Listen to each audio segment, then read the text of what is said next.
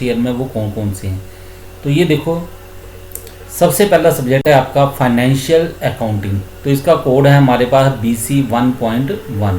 तो ये कौन सा है, ये कोर कोर्स आपके पास है C1 और इसके क्रेडिट हैं 6। इसी प्रकार दूसरा सब्जेक्ट है आपका बिजनेस ऑर्गेनाइजेशन एंड मैनेजमेंट। इसका कोड है BC 1.2, कोर कोर्स C2 और ये भी 6 क्रेडिट का है, 6 क्रेडिट है इसमें भी। तीसरा सब्जेक्ट है आपके पास बिजनेस लॉ। तो इसका कोड है आपके पास BC 1.3 और ये कौन सा है, ये भी आपके पास कोर कोर्स C4 है। इसके क्रेडिट भी आपके पास 6 हैं। उसके नेक्स्ट स्टेप है आपके पास बिजनेस स्टैटिस्टिक्स एंड मैथमेटिक्स। तो इसका कोड है आपके पास BC 1.4। ये कोर कोर्स C5 है आपका। तो ये भी आपके पास 6 क्रेडिट का है। इसके नेक्स्ट जो आप सब्जेक्ट पढ़ोगे वो है इन्वायरमेंटल स्टडीज़। तो इसके कोड जो हैं, जो आपके टीचर जो आपको पढ़ाएंगे वही इसके बारे में बताएंगे कि इनके कोड क्या क्या हैं। तो ये जो इन्वायरमेंटल स्टडीज़ है सब्जेक्ट, तो ये कौन सी टाइप है इसकी, ये है एबिलिटी इन्हांसमेंट कंपल्सरी कोर्स। तो शॉर्ट में इसको लिखते हैं AECC फर्स्ट। तो ये 4 क्रेडिट का है। इसके नेक्स्ट आप पढ़ोगे इंग्लिश 1। ये आपकी कोर इंग्लिश है। तो इसका टाइप कौन सा है, कोर कोर्स 6C3। तो ये भी 6 क्रेडिट का है। ठीक है, तो इसका कोड जो है वो आपको इंग्लिश के जो टीचर हैं वही बताएंगे आपको। फिर उसके नेक्स्ट एक सब्जेक्ट आप और रखोगे वो है लैंग्वेज। इसमें भी आप इंग्लिश रखोगे। तो ये भी आपके पास कौन सा कोर्स है, ये है एबिलिटी इन्हांसमेंट कंपल्सरी कोर्स। तो इसे कैसे लिखा जाता है, AECC2। तो ये 4 क्रेडिट का है। और एक सब्जेक्ट आपके पास आएगा हिंदी फर्स्ट, हिंदी 1। तो ये इसकी टाइप कौन सी है, कोर कोर्स। तो शॉर्ट में इसको लिख देते हैं हम C6। तो ये भी 6 क्रेडिट का आपके पास है। तो टोटल क्रेडिट्स जो हैं आपके फर्स्ट ईयर में बनते हैं वो हैं 44।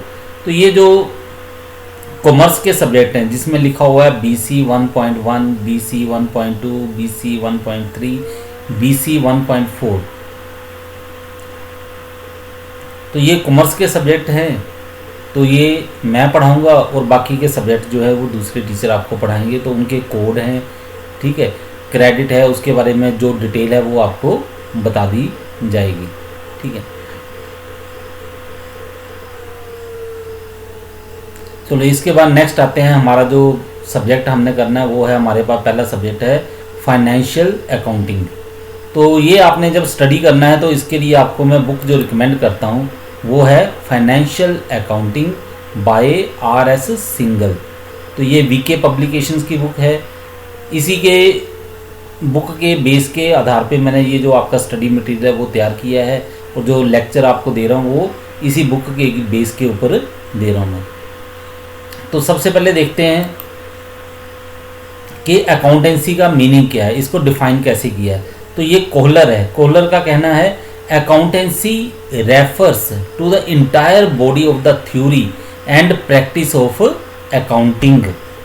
तो क्या बोला जा रहा है, लेखा शास्त्र से अभिप्राय लेखांकन के सिद्धांत एवं व्यवहार संबंधी संपूर्ण ढांचे से है। तो इसका कहने का मतलब है कि अकाउंटेंसी में जितना भी ये जो लेखा शास्त्र है, अकाउंटेंसी है, इसमें क्या है, जितने भी इसके सिद्धांत हैं, व्यवहार हैं, वो सारे के सारे शामिल किए जाते हैं। सिद्धांत का मतलब है कि सिद्धांत का मतलब सिद्धांतिक ज्ञान, यानी कि आप उसके बारे में, सब्जेक्ट के बारे में जानते क्या हो। व्यवहार का मतलब है कि आप उसे लागू कैसे करोगे। आपने ज्ञान तो प्राप्त कर लिया लेकिन उसे आप अप्लाई कैसे करोगे, लागू कैसे करोगे, ये उसकी प्रैक्टिस है। तो अगर इस हिसाब से देखें तो अकाउंटेंसी जो है इसे हम 2 भागों में आगे बांट सकते हैं। तो ये 2 भाग कौन कौन से होंगे, पहला है बुक कीपिंग और दूसरा है अकाउंटिंग। तो ये आपने +1 में भी पढ़ा होगा बुक कीपिंग के बारे में, अकाउंटिंग के बारे में, इसलिए ज़्यादा डिटेल में तो नहीं जाऊंगा, लेकिन शॉर्ट में आपको बता देता हूँ कि ये जो बुक कीपिंग शब्द है इसको अगर हम देखें तो 2 पार्ट्स में इसको हम बांट सकते हैं। एक पार्ट हमारे पास आएगा बुक और दूसरा आएगा बुक और दूसरा आएगा कीपिंग। तो बुक का मतलब क्या है? बुक का मतलब यहाँ पे है a set of books of account, कि लेखे की जो पुस्तकें हैं उनका एक सेट है, उसको हम बुक कहते हैं। और कीपिंग का मतलब यहाँ पे क्या है? Keeping refers to maintenance of record in a systematic manner. Keeping का मतलब है पुस्तकों को हमने व्यवस्थित ढंग से संभाल कर रखना है, उसका रिकॉर्ड जो है वो अच्छी तरह से तैयार करना है।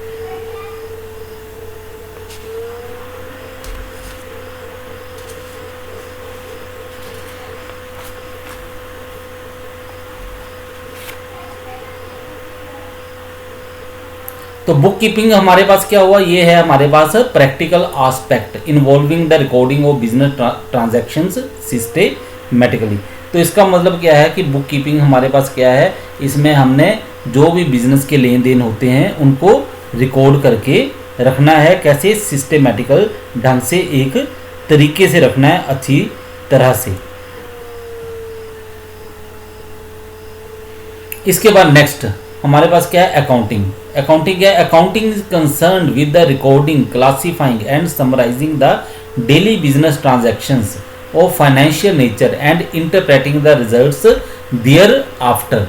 तो अकाउंटिंग क्या है? अकाउंटिंग में जितने भी बिजनेस के लेन देन हैं, व्यवसाय के लेन देन हैं, उनको हम क्या करेंगे? पहले उसको रिकॉर्ड करेंगे, फिर उसका वर्गीकरण करेंगे, फिर उसको संक्षिप्त करेंगे, और उसके बाद उसका क्या करेंगे? हम विश्लेषण करके निष्कर्ष निकालेंगे। पर इसमें भी देखना, बिजनेस में जो लेन देन है वो कौन से इसमें हम लिखेंगे अकाउंटिंग में या बुक कीपिंग में? सिर्फ इसमें वही लेन देन लिखे जाएंगे जो कि फाइनेंशियल नेचर के हों, वित्तीय प्रकृति के हों, ठीक है, जिन्हें मुद्रा के रूप में प्रदर्शित किया जा सके।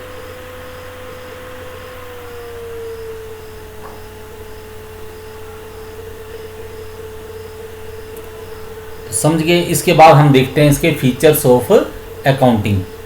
ये जो लेखांकन है आपका, इसकी विशेषताएं क्या हैं? तो पहली विशेषता क्या है इसकी? Recording of financial transactions only. तो अकाउंटिंग में सबसे पहला काम क्या किया जाता है? जितने भी बिजनेस के लेन देन हैं उनको हम रिकॉर्ड करते हैं। कौन से? जो वित्तीय लेन देन हो, जिनको मुद्रा के रूप में प्रदर्शित किया जा सके।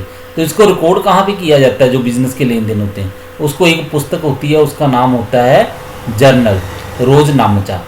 तो इस पुस्तक में हम इन लेन देनों को रिकॉर्ड करते हैं। फिर उसके नेक्स्ट फीचर क्या है हमारे पास? वो है क्लासीफाइंग।